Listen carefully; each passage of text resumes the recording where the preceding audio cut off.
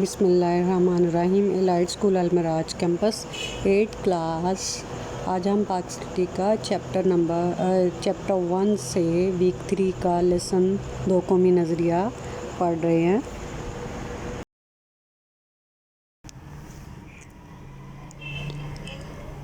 دو قومی نظریے میں ہم رسم و رواج مذہبی لحاظ سے اور ہر طرح رسم و رواج اور سے بھی ہندوؤں سے بالکل مختلف تھے.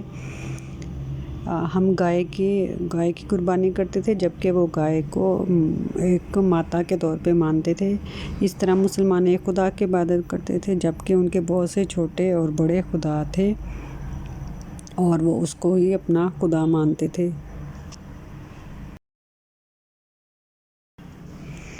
دو قومی نظریہ صرف مذہب تک محدود نہیں تھا. ہمارے کلچرل ڈفرینسز بھی بہت زیادہ تھے، یعنی ثقافتی طور پر ہمارے اختلافات آپس میں بہت زیادہ تھے.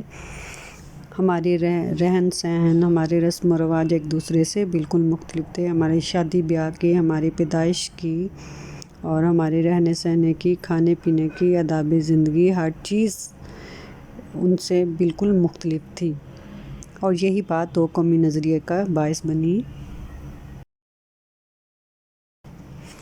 برصغیر میں دو قومی نظریے کی ابتدا مسلمانوں کی آمد اور محمد بن قاسم کی جو فتح سندھ ہے اس سے ہوئی ہے، جو 712 میں ہوئی. اور یہی محمد بن قاسم اور بہت سے تجارتی عرب تاجر جب تجارت کے لیے برصغیر آتے تھے تو وہ وہاں کے لوگوں کو، جو کہ بہت زیادہ تعداد میں اکثریت میں تھے اور وہ ہندو تھے، تو ان کے رہن سہن، ان کے حسن سلوک، رواداری اور انصاف نے مقامی لوگوں کو اس قدر متاثر کیا کہ وہ ان کو دیوتا سمجھنے لگ گئے. تبلیغ کرنے والوں نے ان لوگوں کو اسلام کی سیدھی اور سچی اور توحید کی راہ دکھائی اور آہستہ آہستہ لوگ ہندو خوشی دائرہ اسلام میں داخل ہو گئے.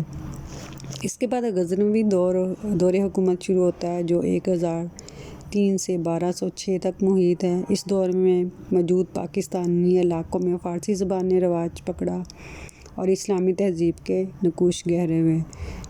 1206 میں قطب الدین ایبک نے سلطنت دہلی کی بنیاد رکھی جو ایک مسلم حکمران تھا. سلطنت دہلی کا دور حکومت 1526 تک رہا اور پھر خاندان غلامہ نے حکومت کی. 1526 میں ظہیر الدین بابر، جو کہ ایک مسلمان حکمران تھا، اس نے مغلیہ سلطنت کی بنیاد رکھی. مغلیہ دور حکومت اصل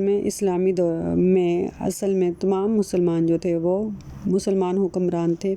مغلیہ دور حکومت میں بابر، ہمایوں، اکبر، جہانگیر، شاہجہاں، اورنگزیب مشہور حکمران تھے.